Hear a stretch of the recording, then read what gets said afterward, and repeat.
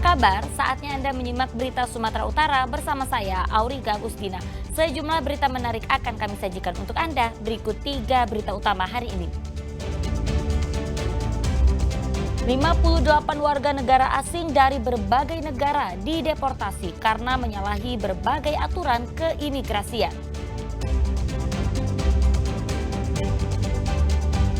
Harga beras melonjak sejak 3 minggu terakhir di Kota Medan. Produksi lontong pun turun tajam.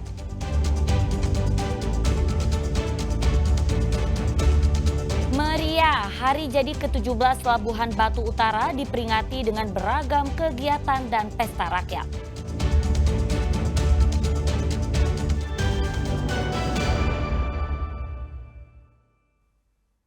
Kita ke informasi pertama, kantor imigrasi kelas 1 khusus Medan mendeportasi 58 warga negara asing karena menyalahi aturan keimigrasian. Sanksi deportasi tersebut merupakan hasil penindakan operasi pada bulan Januari hingga Juni 2025. 58 warga asing berbagai negara dideportasi oleh kantor imigrasi kelas 1 khusus Medan. Mereka diantaranya berasal dari Malaysia, Bangladesh, India, Pakistan, dan Belanda. Pelanggaran yang dilakukan WNA ini adalah menyalahi izin tinggal, serta pelanggaran batas waktu izin tinggal atau overstay. Warga asing ini diamankan dari berbagai lokasi seperti Medan, Deli Serdang, Karo, Binjai, dan Langkat. Setelah dilakukan pemeriksaan dan penyidikan mendalam, kantor imigrasi akhirnya menetapkan sanksi deportasi dari Indonesia. Di Indonesia mereka memiliki latar belakang yang berbeda. Ada yang mahasiswa maupun kalangan profesional di perusahaan. Kalau yang overstay kadang ada juga yang tinggal bersama temannya di Medan. Kemudian kalau untuk yang penyalahgunaan ada juga yang bekerja tapi tidak sesuai, seperti ada di beberapa perusahaan, kemudian di restoran segala macam. Itu seperti itu yang kita temukan di lapangan ya. Mereka berasal dari warga negara mana saja itu Pak? Kalau warga negaranya macam-macam. Ada dari Bangladesh, ada dari Malaysia, ada kemudian Pakistan juga ada,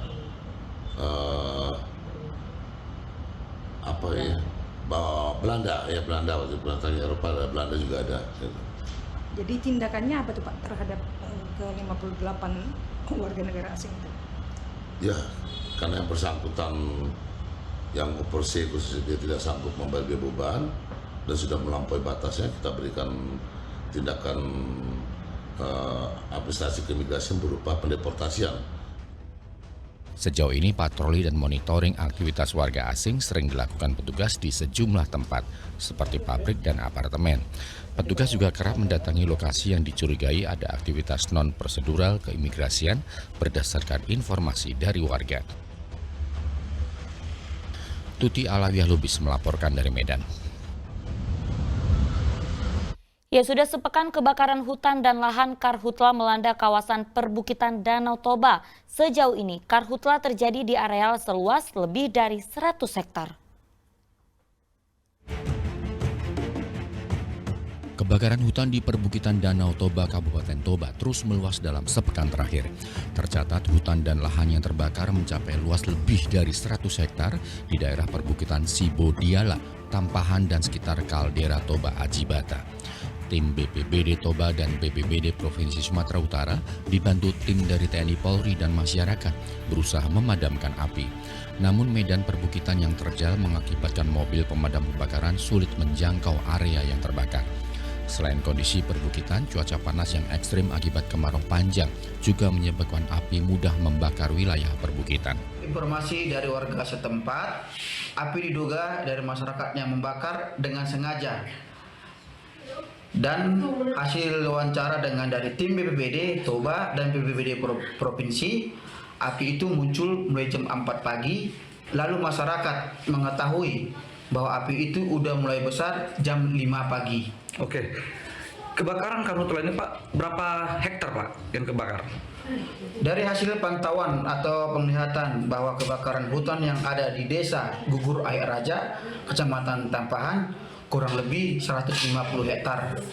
Yang ikut dalam memadamkan api di Desa Gugur Air Raja, Kecamatan Tampahan itu, yang pertama BPBD Kabupaten Toba, BPBD Propsu, Mangga Agni, Dinas Kehutanan itu dalam kategori KPH 4 Provinsi Sumatera Utara, dan TPL. Oke. Sudah kategori padam total. Berarti sudah masuk kategori aman Pak ya? Aman. Oke. Himbauan Pak buat masyarakat. Ya, terima kasih. Saya imbau kepada masyarakat Kabupaten Toba, janganlah membakar sampah dan membuka lahan secara sembarangan, dan jangan membuang puntung rokok secara sembarangan. Serta ini yang paling penting, jangan ada yang sengaja membakar. Marilah kita jaga kelestarian alam kita.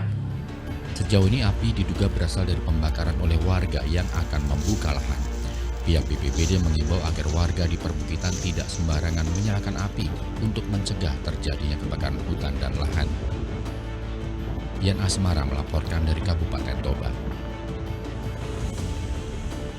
Ya, selain Kabupaten Toba, sejak bulan Juni hingga Juli, karhutla setiap hari di Kabupaten Padang Lawas tercatat sudah terjadi lebih dari 300 kasus karhutla dengan luas areal ribuan hektar. Saat ini Kabupaten Padang Lawas ditetapkan dalam status siaga 1 bencana karhutla.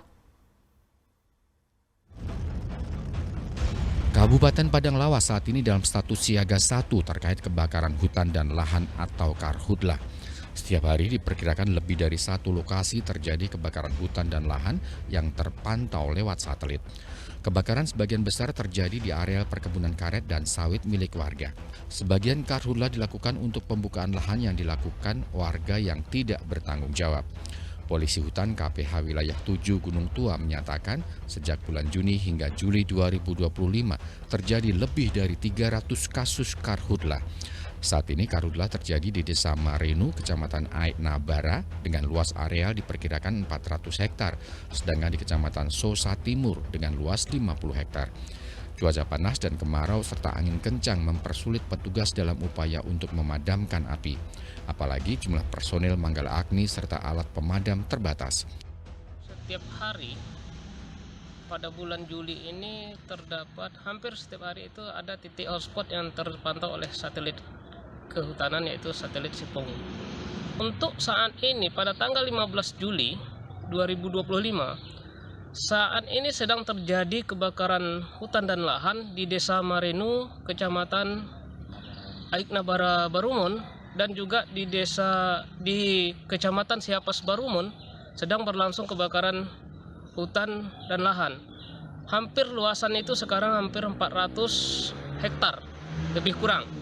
Dan saat ini juga terpantau di Desa Muara Tige atau Pagar Baringin, Kecamatan Sosa Timur yang berbatasan dengan Riau. Itu terdapat juga titik api yang sudah 2 hari terpantau, tapi sampai sekarang ini masih terpantau. Itu mungkin sudah mencapai 50-an hektar. Saat pergi ke kebun, warga diminta tidak sembarangan menghidupkan api dan saat meninggalkan kebun sudah memastikan bahwa nyala api sudah benar-benar padam. Hal ini dilakukan untuk mencegah terjadinya kebakaran. Rizky Ramadan melaporkan dari Padang Lawas.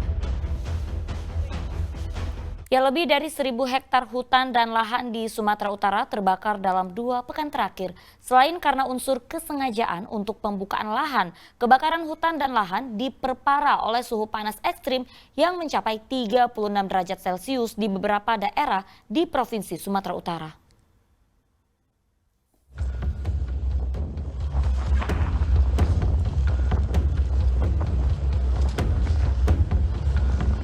Video amatir memperlihatkan kebakaran hutan di wilayah Kabupaten Samosir yang terjadi 2 hari lalu.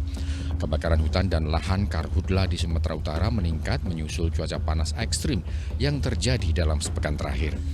Balai Pengendalian Kebakaran Hutan Wilayah Sumatera Seksi Wilayah 1 mencatat lebih dari 1.000 hektar terbakar dalam 2 pekan terakhir. Tak hanya di daerah tangkapan air Danau Toba, kebakaran hutan dan lahan juga meluas di sepanjang pesisir timur Sumatera, seperti Kabupaten Labuan Batu, Asahan, serta Tapanuli bagian selatan, di mana di wilayah ini terdapat hutan produksi terbatas serta perkebunan. Hingga hari Senin 21 Juli dilakukan operasi pemadaman karhutla di 6 lokasi sebaran, diantaranya di Kabupaten Toba, Simalungun, Padang Lawas, dan Labuan Batu Selatan. Tingginya kasus karhutla di Sumut memaksa sebagian besar dari total 180 personel Brigade Manggala Agni di 3 daerah operasi bertugas untuk mengendalikan kebakaran hutan dan lahan di tingkat daerah. Tidak bisa memastikan berapa jumlah terakhir karena masih dikondisikan pemadamannya seperti itu. Kalau untuk penyebab itu rata-rata faktornya karena apa Pak? Pembakaran lahan atau karena cuaca ekstrem? Seperti yang disampaikan BMKG bahwa memang pada bulan-bulan ini terjadi faktor cuaca ekstrem seperti itu sebagai pemicu sebenarnya, karena setiap kejadian kebakaran terjadi kita sampaikan bahwa itu kejadian berdasarkan perilaku manusia, aktivitas manusia. Jadi kesempatan pada kali ini disampaikan bahwa ada kelalaian ataupun kesengajaan. Jadi ada 2 hal penting itu yang terjadi. Seperti yang kemarin kasus terjadi kelalaian, yaitu kebiasaan membuka lahan dengan bakat, tetapi dia tidak memprediksikan arah mata angin sehingga dia terjadi kecelakaan seperti itu, mengakibatkan meninggal dunia seperti itu. Sebelumnya 2 hari lalu kebakaran lahan di Kecamatan Polung, Humbang, Hasundutan mengakibatkan seorang petani tewas terbakar. Saat itu korban dan suaminya berinisiatif membakar semak belukar di ladang milik keluarga. Naas api kemudian menyebar hingga ke lahan milik petani lainnya. Korban yang berupaya memadamkan api diduga pingsan akibat terkepung asap. Jasadnya kemudian ditemukan dalam kondisi hangus. Tuti Alawiyah Lubis melaporkan dari Medan.